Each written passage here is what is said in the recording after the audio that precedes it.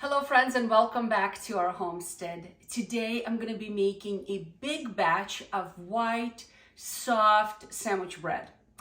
And as I'm making this bread, I wanted to answer some of the questions that I have received from my subscribers. And mainly the questions were, how can I make soft crusted bread?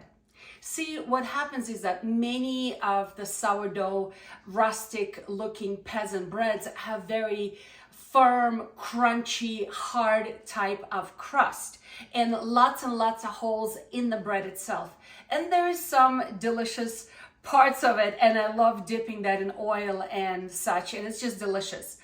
But for sandwich making, especially when you're making it for children or for picky, finicky kind of people who don't like hard, crusty bread, they love that soft bread. This is exactly what we're gonna do today. And as I'm making this bread, I just wanted to give you a few pointers, a few facts that will help you in making soft crust, soft sandwich white, very basic, very easy bread.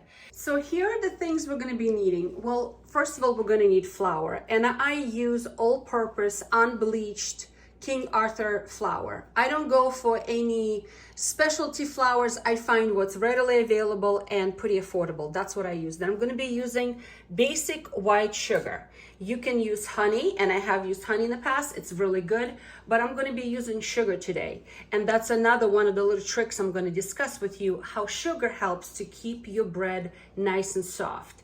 Also, I'm going to be using a little bit of salt, okay? I'm going to be using yeast, and I like to use Red Star active dry yeast. I don't use instant yeast. This is what I use, and this is what I like, and this is the company tried and true for me. This is what I've been using. Then I'm going to be using some oil, and I like to use extra virgin olive oil. That's what I like to use when I make my bread, but melted butter also can be used. However, this is Lent season, so many people don't use butter and that sort of milk. So that's why I'm going to be going with olive oil, and I do prefer to use olive oil in my baking, not vegetable oil. So I do try to go for less aromatic oils, because you really don't want it to be very pronounced in your bread. So this is the oil I like to use. Also, I'm going to be using plain water, not anything else. However, soft sandwich breads like to be made with milk. So if you like to use milk, you go ahead, you can use milk instead of water. Everything is going to be mixed in my stand-up mixer, and I have a big one. It's an 8-quart mixer. It's my extra commercial size mixer that I got, and this is what I like to use because when I make bread, I make in big batches. Okay, what else do I need? Well, I'm gonna need some sort of sifter, because I do like to sift my flour, because yes, it may help to make soft bread, but also because I need to make sure that there's nothing in this flour, because even if it's not old flour and even if it's stored properly, there is some possibility of having little clumps or even bugs. Believe it or not, by law, a certain amount of bugs are allowed to be sold. Then measurement spoon, a little whisk to mix my yeast, a measurement cup to measure oil and such. And then I always keep a knife, butter knife, because when I am measuring flour, I like to take the top off and make sure that it's exactly what I need. Okay, then I'm gonna need a large bowl, because that's where everything is gonna be rising. What else? That's pretty much it. Oh, and of course, my recipe. I'm using an Amish white bread recipe today that I have found a long time ago, but I have changed it up to meet the needs of my family and the taste that I like. All right, so let's start making this bread. So first things first, we're going to start with warm water. How warm? It should be about 110 degrees. or I'm gonna put my finger on it and just I'm gonna touch it and make sure it's nice and pleasantly warm. And to that we're gonna be adding yeast. How much yeast? For one batch of bread, and each batch makes 2 loaves. And why do I make 2 loaves? Because trust me, this bread is so delicious and so good that it goes so fast. So for each 2 cups, for each batch, we're gonna need 2 cups of water. By the way, in case you're missing any of these ingredients, I will list them down in the description box so you guys can go ahead and go look there as well. Okay, so I am making a lot because I don't know if you've noticed, but my mixing bowl is gigantic and I'm gonna be making a lot. So I am doubling my recipe right away. So I'm gonna make 4 loaves right away. So I have 4 cups of water, but you really need 2. So again, don't worry about my measurements, just look in the description box. So I'm gonna be putting yeast in here. For each 2 cups of water, I'm gonna need a tablespoon and a half of yeast. But like I said, I am doing a double, okay? And also to this, I'm gonna be adding sugar. Now, there's a debatable whether yeast really needs sugar for developing or not. I like to add my sugar here because it does help it to activate. So for each recipe, I need 1/3 cup of sugar. Now, like I said, I did adjust this recipe to my liking because the Amish bread called for a whole lot more sugar, and I find that it's unnecessary this much. And I just used a little whisk to mix it up. To this, I also gonna add salt right away. 1 teaspoon of salt, but like I said, don't pay attention to me, I'm making a double batch. And also I'm gonna make sure that everything is dissolved in here. Keep in mind that each time when we're adding all of these ingredients, even by pouring in the mixing bowl, okay, the water cools off. So I always like to start with my water slightly warmer than 110 degrees because I know that it's actually going to cool off as soon as I start adding salt and sugar and yeast and all of that stuff. All right, so I'm just stirring this in, make sure everything is dissolved, and I'm gonna put it to the side just like this and let the activation take place. It takes about 5 to 10 minutes. You're gonna start seeing a little hat forming over here. So I'm just gonna put it to the side, let it do its thing. In the meantime, I'm gonna start working on my next thing. So let me push this to the side, put this to the side. Okay. All right, so I'm gonna work on the flour now. For each batch, and like I said, each batch makes 2 loaves of bread, okay? I have this little sifter I'm gonna be using, and I'm gonna be measuring out 6 cups of flour. And that's where I like to use the knife, because with the knife, hopefully you guys can see it on the camera, I like to scoop the top so it's not too much flour. And I'm gonna be sifting this into my mixing bowl, okay? Let me measure out 6 cups. But again, since I'm making a double, so you're gonna see me measuring a whole lot more, but we really need 6 cups for only 1 batch, okay? And I'm gonna be sifting this through, just like this, into my mixing bowl. This way I will make sure that there are no clumps. There's nothing accidentally got into my flour to give my, and see these little clumps, I'll just break them up, okay? And now I have nice sifted flour, and I'm gonna keep on measuring to get the amount that I need. I love baking bread. It's something that I feel that I probably got from my mom. My mama always baked bread. And there's just something about a homesteader baking bread at home for your family. As a mom, I think it's so important. Okay, let me keep on sifting and getting this flour ready for my for my bread.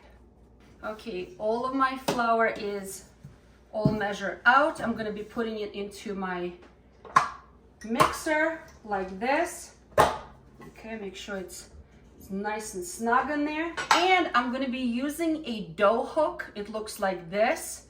Let me show you what it looks like on a smaller machine. Hold on a second. On my smaller, hold on a second. The smaller machine, look how much difference there is between, oh, it's not sitting right. Hold on, I have to fix it. Okay, now it's sitting right. Look at the difference between this machine and this machine. Do you see the difference? Okay, and look at the difference between the dough hooks. This is for regular KitchenAid and this is for the commercial one. Look at the difference, huh? Okay, so I'm gonna be just adding this dough hook because that's what we need to mix the dough. But this can be done by hand. And as a matter of fact, my mama always did it by hand. All the kneading was done by hand. Okay, so let me put this up. I'm gonna turn this on. And look what happened to my yeast. It has a nice hat at the top and it has this pleasant aroma of yeast, and the water is still nice and warm. So I'm gonna start adding this into the flour. Okay, I'm gonna do this relatively slowly. And I'm gonna be adding this. All this goodness should go inside, just like this. Okay, I'm gonna bring the camera closer so I can guys show you this. So let this mix slowly, and I need to measure out the oil. At this point, I'm gonna be adding the oil. For each batch, I'm gonna be needing 1/3 of a cup of oil. And I'm just gonna drizzle that in, and the mixer will do its thing on its own. Many people add oil or melted butter. Melted butter will give your dough nice and soft consistency. But like I said, because this is season of Lent, I'm only using olive oil. And again, I'm adding more because I'm making a bigger batch. But for one recipe, you're gonna need 1/3 of a cup of good quality olive oil without too much aroma, okay? So let this mix now for about 5 minutes. If this dough was being mixed by hand on the table, I would mix it for 10 minutes. But because the machine is way more efficient than my hands, this will only take about 5 minutes and the dough will be ready. While this is still mixing, I'm going to prepare the bowl where the dough will be rising. Okay, so I'm going to take a little bit of olive oil, like I don't know, probably about a tablespoon or so. And again, I'm just going to coat this entire bowl because when the dough is going to start rising, I don't want it to stick to the sides, okay? So I'm just gonna smear this olive oil everywhere. If this was not Lent, I would probably use butter, and most people do use butter, but it's just in respect of Lent, I'm gonna use just olive oil. Okay, so it's nicely all coated everywhere. And guess what, my friends? 5 minutes is up. The dough is done. All right, so let me take this out of the machine. Take it out. The dough is nice. And let me take this out on a surface. Nothing sticks to the bowl anymore. See how nice and clean it is? Just like this. Okay. The dough is nice and warm. The yeast dough loves warmth of your hands. It loves the warmth of the warm water or warm milk. That's what's gonna give a chance for the yeast to rise. And when it's rising, it does not like to be disturbed, okay? It likes kindness, it likes warmth, It likes that comfort. So you have to find a place in your house where it's nice and warm without any drafts. It does not like drafts, it likes warmth. So if your kitchen is cold, we gotta find a place for it to be nice and comfortable. So some people like to put it in the oven by turning on the light, and the light inside the oven will provide enough heat to kind of like keep it warm. Look at this, isn't this beautiful? Like I said, this is a huge portion.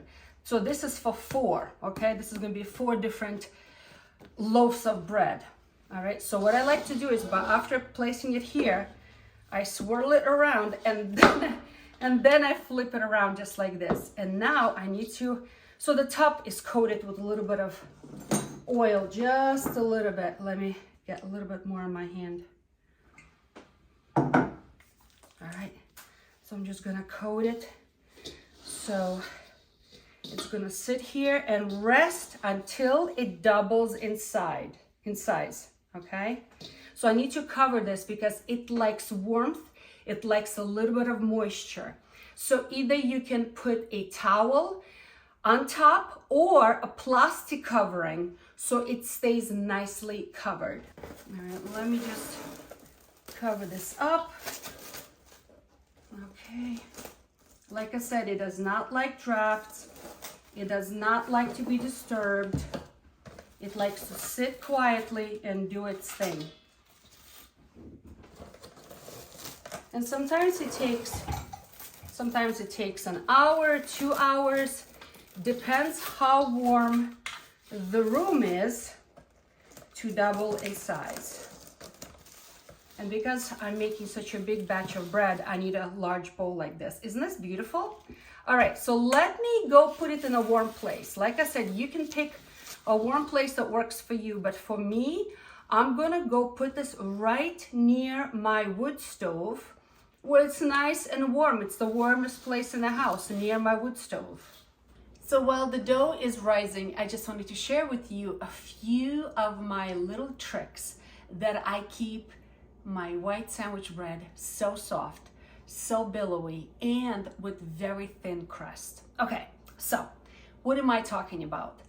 Well, there are a few tricks, yes, and there's a big difference between baking those crusty peasant breads that we enjoy, that you need to dip in some oil or into your soup. Those are baked usually at much higher temperatures, much higher. 425, 450, that's how much higher. Whereas soft sandwich breads with soft crust are usually baked at much lower temperatures and a little bit slower. So if you're gonna be baking at 325, it may take 35, 40, or even 45 minutes to bake, depending on your oven. I usually bake my white sandwich breads at 350 for about 30 minutes, and then I check on it, okay? I use a little skewer to check on it. So temperature difference plays a big role, and if it's gonna be firm, that crusty, or very soft crust. Okay, that's number one. Number two, there's a big difference in the dough for crusty bread and for soft bread. The soft bread requires more fat. You've noticed that for each batch, I used 1/3 of a cup of olive oil. And remember, I said you may even use melted butter. It's even better, right? Also, if you use milk instead of water, that also adds extra fatness to the dough, and the bread will be much softer, okay? And the crust will be softer as well. The peasant breads usually use very little oil, very little fat, that crusty bread. Why? Because that recipe involves usually just water, yeast or sourdough starter, flour, salt, and maybe dash of sugar, and that's it. Where when you make the soft sandwich bread, you need to add some sort of a fat, and a lot of it, and you can add milk instead of water. In my case today, I used water and it's perfectly fine. Also, you have noticed that I added sugar. And sugar, not because I want this to be sweet bread. Well, it will be a little sweeter, but it's not going to be sweet. I added 1/3 of a cup of white sugar, and this can be substituted for honey, by the way. I added sugar because when sugar molecules combine with water molecules, they create this bond that gives our bread softness for a longer period of time. See, homemade breads, we bake them without additives, without preservatives, so they often go stale pretty fast. But if you follow my little tricks, and store properly, which I'm gonna talk about later, this bread can last you for several days, okay? And it's gonna be nice and soft. So again, baking at a lower temperature, adding extra fat, adding extra sugar will help you to keep your bread soft and with soft crust. Okay, while the dough is rising, I'm prepping my baking forms, and I love to use these loaf ceramic ones, but if you don't have those, there are metal ones or even the aluminum ones, it's whatever you prefer. But we need to get them ready, and what I like to do is I like to take a little bit of olive oil. I'm talking about a teaspoon, probably, not much, a little splash, really. And then I take a pastry brush and I just smoosh it around so all the sides are covered. This can be done also with butter if you prefer. And all I'm doing, I'm just smearing this around, making sure that when the dough is baking, when the bread is baking, nothing sticks to the sides. And I go all the way up to the top because I want this dough to rise all the way to the top of this form to create that beautiful old-fashioned looking loaf. All right, so that's what I'm doing with all of my forms right now. And look at that, the dough has doubled in size. Look at this gorgeous, oh my goodness. Oh, look how soft and billowy it is. So, like I said, my dough is massive because I'm making a lot, but think about this. If you made just one batch, it still makes 2 loaves, so the dough has to be divided in half, and we're gonna be putting them in these forms. Let me grab a knife, and I'm gonna be starting with, oh, it's so gorgeous. And I'm gonna be forming into shapes. So what I like to do is I like to place it down on a surface just like this and roll it into a roll just like this, okay? I'm gonna just pinch the sides, pinch the sides. This is not exact science at all. A lot of people so worry about shaping them, making something out of them. This is so low tech, okay? So it will be much easier if you just making 2 loaves, because all you would do, you just take the dough, divide it in half. 1 half goes here. It fills pretty much half of your baking container, okay? And the other half goes here. That's it, okay? And I'll do the same thing with the next one. Again, I put it down on the surface. I spread it a little bit just like this, and I'll just roll it into a roll. Pinch the sides a little bit, okay, and just roll it. This is not difficult, no stress. This is supposed to be fun, and you're supposed to have good attitude. You should feel light and easy when you're working with dough bread. Okay, so now at this point, I'm gonna just cover them. I'm gonna do nothing at this point anymore. I'm not putting anything, I'm not scoring them, not underscoring them, nothing. I'm gonna take a clean towel, I'm gonna put it right over just like this on top, and I'm gonna put them in a warm place. I like to put them near my stove where it's nice and warm and allow them to rise almost to the top. I want them to raise almost to the top before I start baking.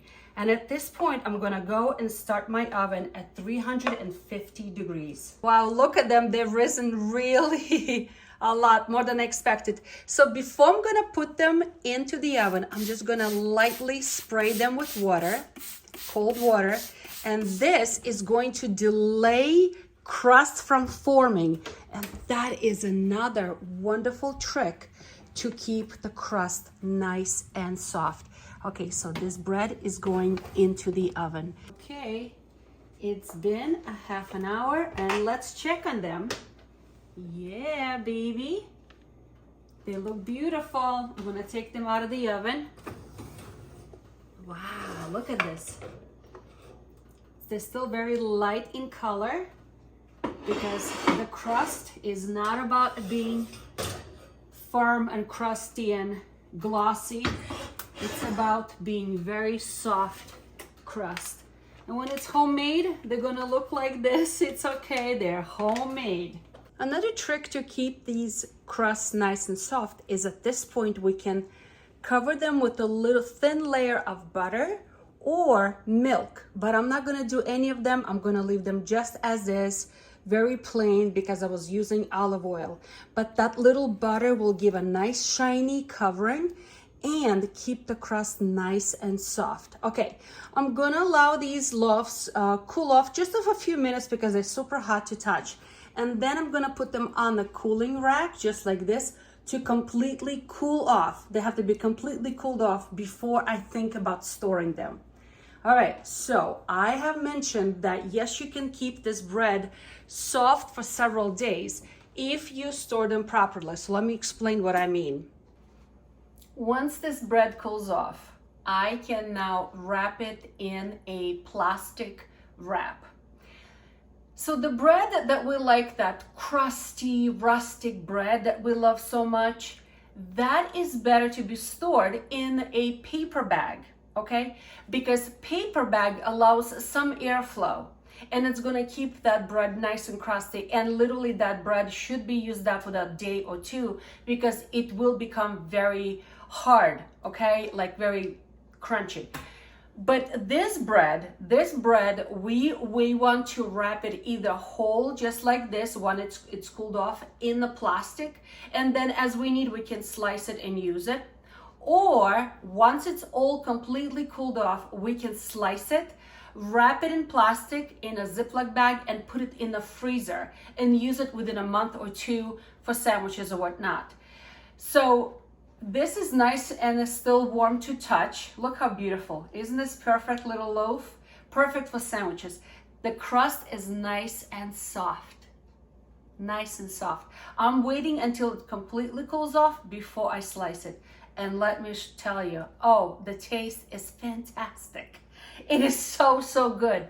I love to bake this bread for my family for soup nights or for sandwiches. I bake this bread for my church communion. This is what I love to use as my go-to recipe. Now, I do have other recipes of sourdough bread, very simple, no kneading requires, no stretching requires. I will link up that recipe as well. Please watch it. You know, many people are so scared about baking sourdough bread because there's just so many steps and so confusing. It doesn't have to be. And I think every mom should know how to make bread and not rely on store-bought with 50 ingredients and half of them are not God foods at all. They're preservatives. So bake this one instead, no preservatives, all natural ingredients. Let me just show you as soon as it cools off what it looks like on the inside. Wow, look at this beautiful bread. Okay, let me just grab one of them and slice, and I want to show you how, first of all, it's super billowy soft, okay? Oh my goodness. Look at it. Look at it. Oh, it's absolutely, oh, and it smells so divine. All right, I'm just gonna give it a little taste. It's ridiculously soft. It's so, so good. I love this recipe. I encourage you guys to make it and follow my little tricks to keep it nice and soft. It's still slightly warm, so I'm not gonna wrap them up just yet. I need to wait until everything cools off, completely before I put them away wrapped in plastic or in a Ziploc bag.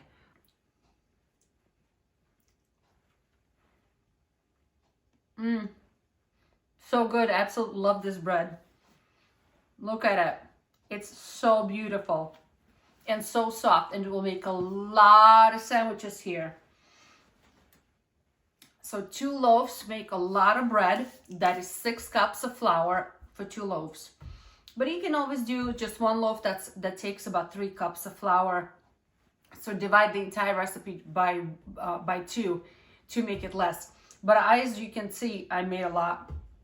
So friends, I hope you are encouraged to cook from scratch. Make your own bread and try something new. This is so exciting.